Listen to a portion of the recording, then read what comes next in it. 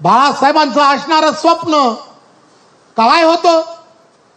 तर इथल्या असणाऱ्या गरीबाला प्रत्येकाला घर मिळालं पाहिजे, प्रत्येक गरीबाला घर मिळावं ही भूमिका असली पाहिजे. आणि म्हणून झोपडपट्टी पुनर्वसनाच्या सारख्या योजना या कार्यान्वित झाल्या पाहिजेत, ही भूमिका बाळासाहेबांची त्यावेळच्या काळात होती. खऱ्या अर्थाने देवेंद्रजींच्या नेतृत्वामध्ये बीडीडी चाईचा असणारा प्रकल्प इथल्या असणाऱ्या मराठी कुटुंबांना याच ठिकाणी 550 स्क्वेअर फीटचं घर देण्याचं काम जर कोणी केलं असेल तर ते आदरणीय देवेंद्रजींच्या नेतृत्वात केलं गेलं. परंतु तुमच्या बरोबर असणारी काही मंडळी तुमच्या व्यासपीठावरती तुमच्या खांद्याला खांदा लावून चालणारे प्रत्येक जण की त्यांनी कशा पद्धतीने पत्राचाळ असेल किंवा असे अनेक प्रकल्प की जे लाल फितीमध्ये अडकवून ठेवलेत, या सर्वांना जर तुम्हाला आम्हाला सर्वांना धडा शिकवायचा असेल तर तुम्ही आम्ही सर्वांनी एक दूरदृष्टी असणारे देवेंद्रजी, इथला असणारा विकासक, इथल्या असणाऱ्या या इमारतींना, इथल्या असणाऱ्या भाडेकरूंना यांना कदाचित न्याय देऊ शकत नसेल तर त्यांच्यासाठी सुद्धा स्वतः त्याचं पुनर्विकास करावं आणि त्यासाठी सुद्धा योजना आणणारं दूरदृष्टी नेतृत्व जर कोण असेल तर ते आदरणीय देवेंद्र फडणवीस आहेत, हे आपण सर्वांनी लक्षात घेतलं पाहिजे. देवेंद्रजींच्या नेतृत्वात महाराष्ट्र एक वेगळ्या दिशेने जाताना दिसतोय.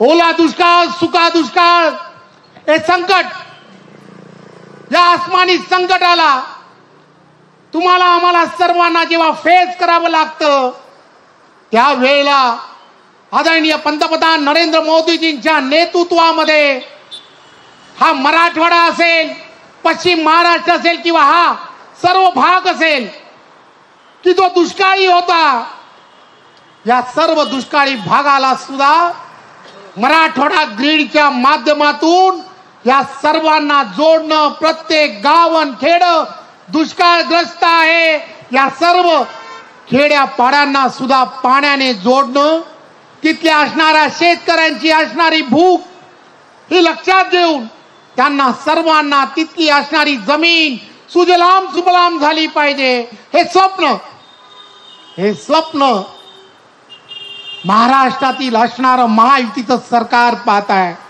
आणि त्यामध्ये पावलं उचलत आहे. आणि म्हणूनच आज संपूर्ण महाराष्ट्र आदरणीय देवेंद्रजींच्या नेतृत्वामध्ये एक वेगळ्या पद्धतीने प्रत्येक क्षेत्र, मग ते औद्योगिक क्षेत्र असेल, या औद्योगिक क्षेत्रामध्ये प्रत्येक उद्योजकाला, देशात विदेशातील असणाऱ्या प्रत्येकाला असं वाटतंय की महाराष्ट्रात येऊन आपले उद्योग धंदे थाटावेत, उद्योगधंदे सुरू करावेत. आणि म्हणूनच संपूर्ण देशामध्ये FDI ची जेवढी गुंतवणूक होते त्यापेक्षा जास्त गुंतवणूक फक्त महाराष्ट्रात व्हायला सुरुवात झाली. याचं कारण एक दूरदृष्टी नेतृत्व, एक खिडकी योजना, पारदर्शकता, एक चांगलं नेतृत्व की जे युवकांसाठी असं विचार करताय की प्रत्येक युवकाच्या हाताला काम मिळालं पाहिजे. स्टार्टअप या महाराष्ट्रात जास्तीत जास्त झाले पाहिजेत. या सगळ्या गोष्टी तुम्ही आम्ही सर्वजण उघड्या डोळ्याने पाहत आहेत. याची कोणी चर्चा करत नाही आहे. या विकासाची चर्चा बंद आहे. कोणत्याही योजनांबद्दलची चर्चा नाही आहे. महाराष्ट्र कशा पद्धतीने पुढे जातोय त्यामध्ये असणारी सजेशन्स हे देवेंद्रजी मागतायत. महाराष्ट्राला पुढे नेण्यासाठी तुम्ही पुढे या. तुमचे सजेशन्स हे नेहमीच महाराष्ट्रातील मुख्यमंत्री म्हणून मी नक्की स्वीकारेन हे ते सांगतायत. परंतु तुम्हाला नक्की काय हवंय?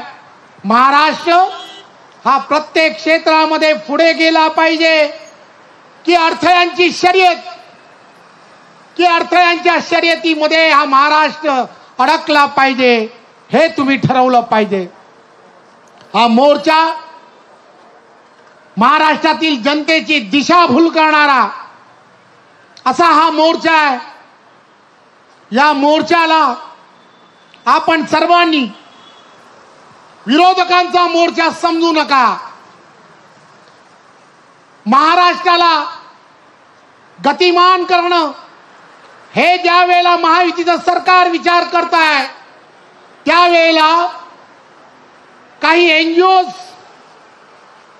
एनजीओज मोठ्या प्रमाणामध्ये महाराष्ट्र असेल, देश असेल, या